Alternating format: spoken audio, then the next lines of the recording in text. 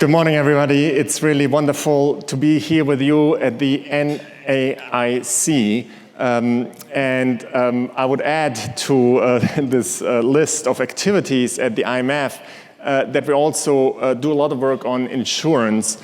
And there are really three distinct things we do in insurance.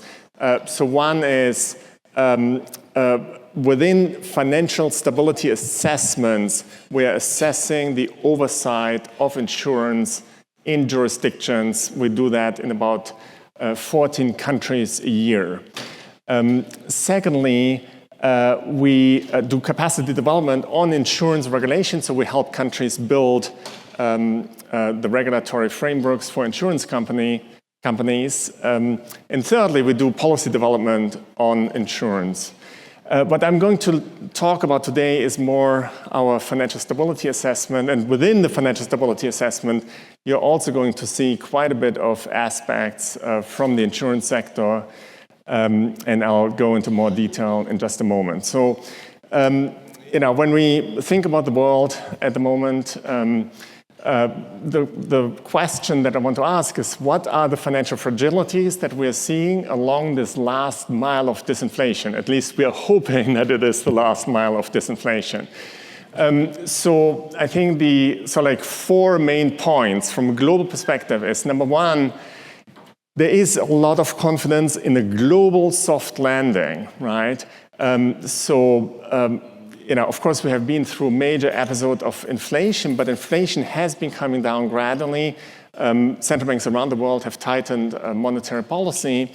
This is slowing down economic activity to some degree, but it is not, at the moment, our baseline is one where there is a global soft landing, not a recession. And of course, the United States here, is performing particularly strongly with inflation coming down, even though the economy continues to grow at very impressive levels. Secondly, when we look at downside risks, so we do still worry about the downside. So inflation could be more persistent. Inflation could flare up. Of course, there are many risks related to tensions around the world, and that could lead to a further tightening cycle of central banks. And so, inflation could come up and real activity may have to come down more, but that's a downside as opposed to the baseline, which is very optimistic. Market sentiment, of course, is predicated on many positive earnings surprises on the one hand. So when you look at earnings over the past 2 years, there have been many upside surprises. But there's also quite a bit of compression of risk premia, so lots of risk appetite. So, there's some risk that risk appetite could dissipate at some point. And then finally, I'm going to talk quite a bit about medium-term vulnerabilities, both in the banking sector as well as private credit markets, and then with a link to pension funds and insurance companies. So when you're looking at the monetary policy situation around the world, you can see here, a sample of advanced economies on top: US, Euro area, Switzerland, Japan, and then 4 emerging markets: Brazil, Poland, India, and Philippines, just to sort of illustrate what has happened to the monetary policy outlook. And you can see that in most cases, the red line, that is the policy path implied by markets going forward, the red line is below the blue and the black line, meaning that the policy path is shallower compared to, say, earlier this year, or at the publication of the last GFSR, which was back in October. One exception here is, of course, Japan, but otherwise there's this expectation that interest rates are going to come down, and there's more confidence in that.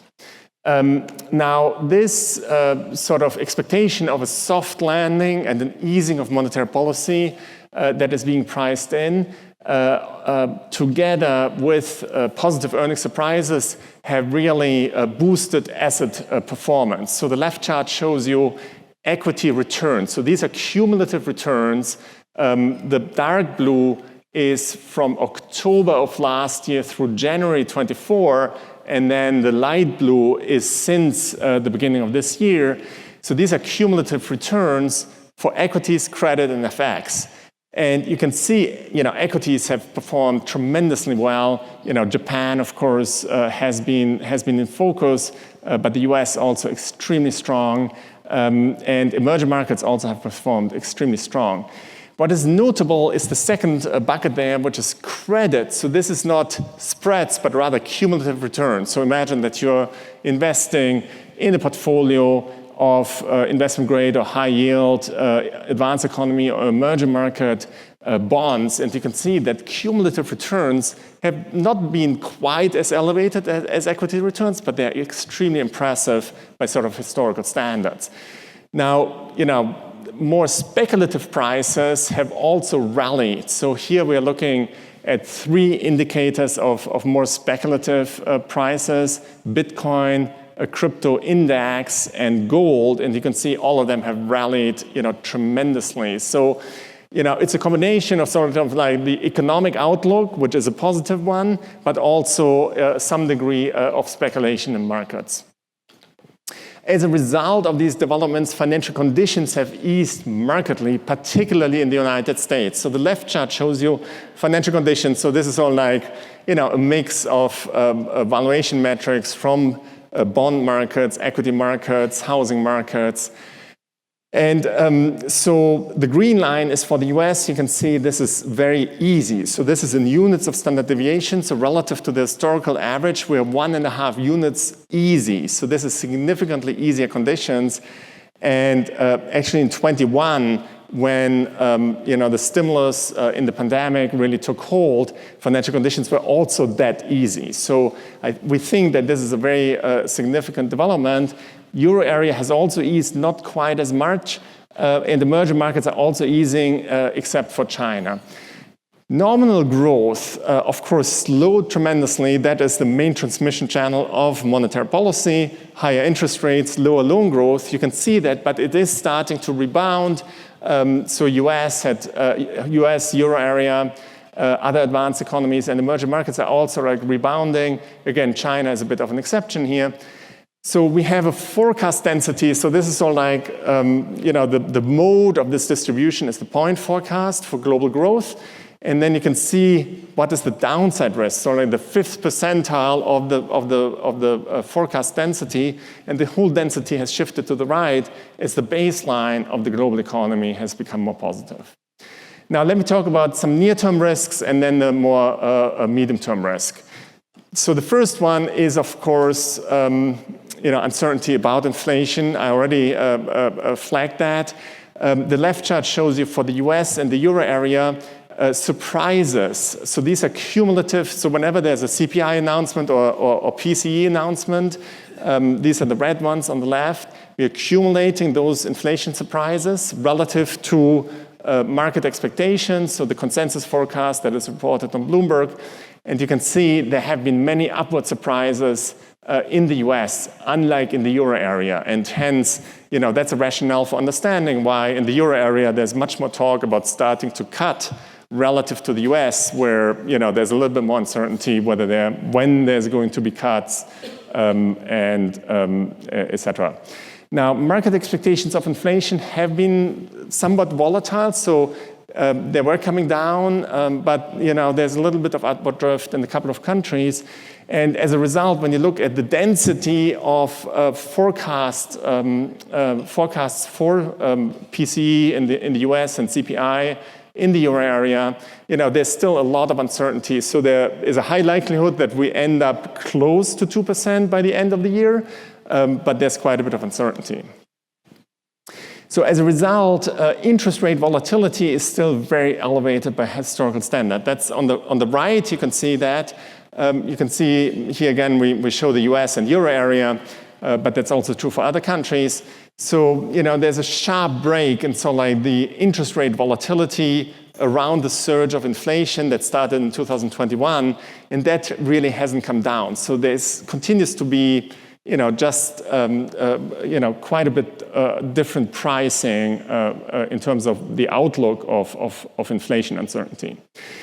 The left chart shows you a decomposition of the option surface for the policy rate in the US.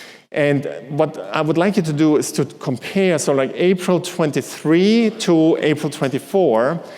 And so basically back in April 23, like 1 year ago, really the likelihood of a recession was extremely high, right? Priced into options markets, right?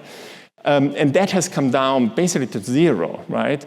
So there's still a small likelihood of a deep adjustment cut, but it's less than 15%, right? So whereas a year ago, with nearly 70%, basically markets priced in either a recession cut or a deep adjustment cut. So basically where the Fed would cut massively in order to mitigate a more serious fallout.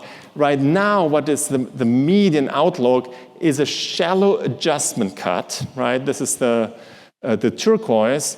And the likelihood of seeing no cut or even a hike has also increased from only about 15% to over 30% now. So, really a very marked shift in terms of market implied, so like outlook forward.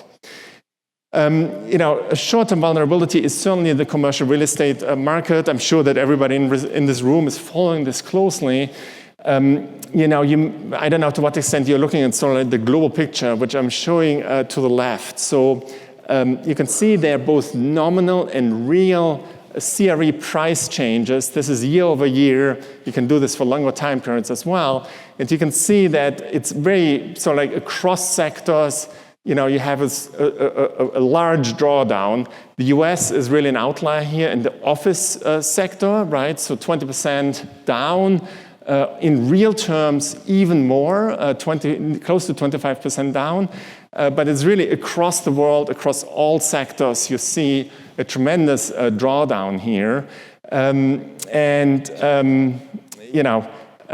That is only one concern we're watching very, very closely. What is the exposure of the banking sector, the insurance sector, and other institutions such as pension funds to commercial real estate? Of course, there's the fundamental shift in work habits with more remote work, so office is hit very hard.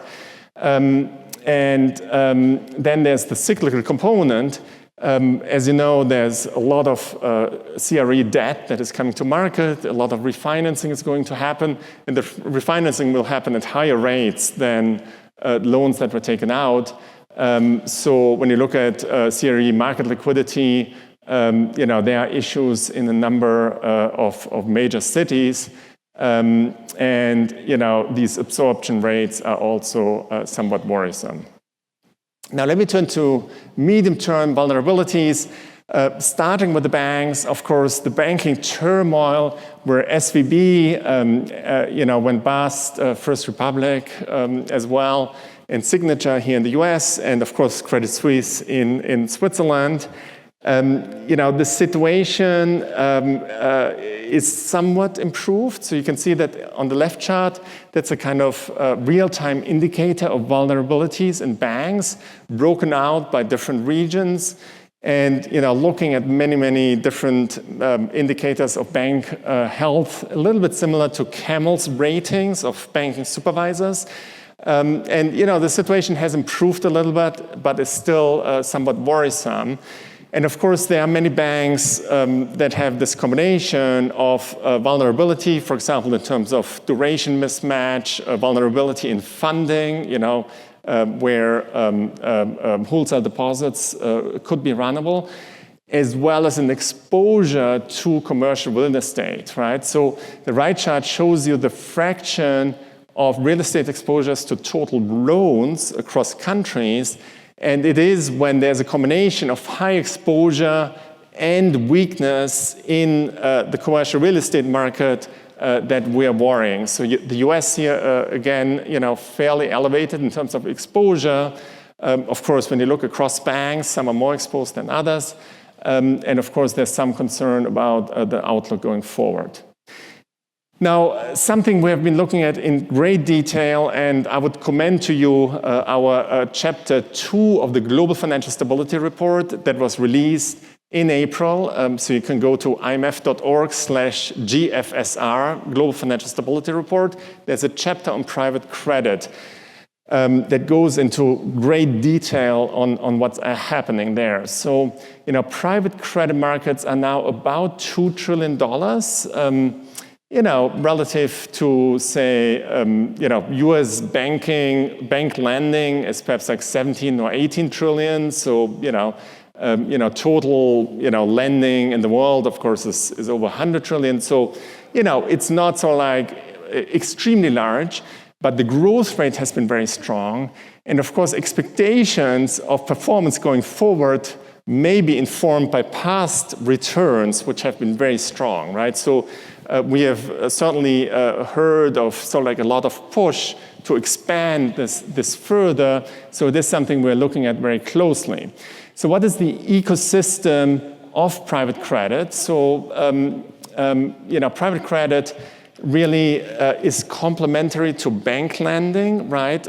So these are middle market firms, typically risky middle market firms, where banks typically are underserving corporate customers. So it's a kind of financial inclusion. So it's a very good thing. But of course, we do want to monitor the risks very closely. There's some data issues. So some data is available commercially, but it is a little bit difficult to assess financial stability. And so basically, these private credit are managed either by funds, the BDCs, which are these development corporations, or CLOs. And then the funds, BDCs, and CLOs, in turn, are sold to insurance fund companies, pension funds, sovereign wealth funds, as well as retail. So retail at the moment is only 100 billion, but there's a lot of interest, of course, by retail investors as well. So, most of the lending is in the US, but of course, investments are spread around the world. And, these are level 3 assets, okay? So they're marked to model, right? So we think that there's no immediate financial stability risk. So, the issuers, for example, private equity funds are oftentimes closely associated with this private lending in private credit. They monitor very closely what is happening with the borrowers, and they take aggressive actions. But, we do worry if the sector was to grow, or if we were to go through a significant downturn. We don't quite know how resilient the segment is.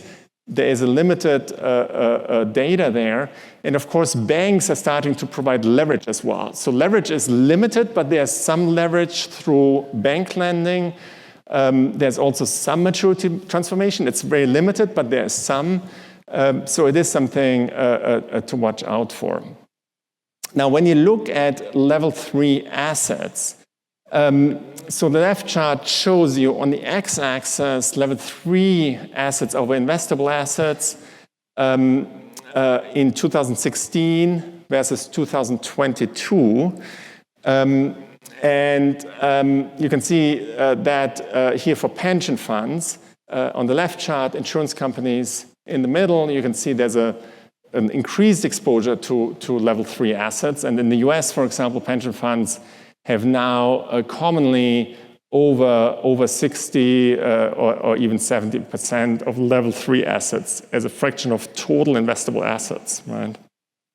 Insurance companies, particularly those insurance companies that are influenced by private equity firms, they could be owned or partially owned by private equity firms, tend to have a high share of level 3 assets. For some of them, this goes also up to 60%. And, when you look at these insurance companies, You have some direct exposure to credit and some through structured vehicles such as CLOs.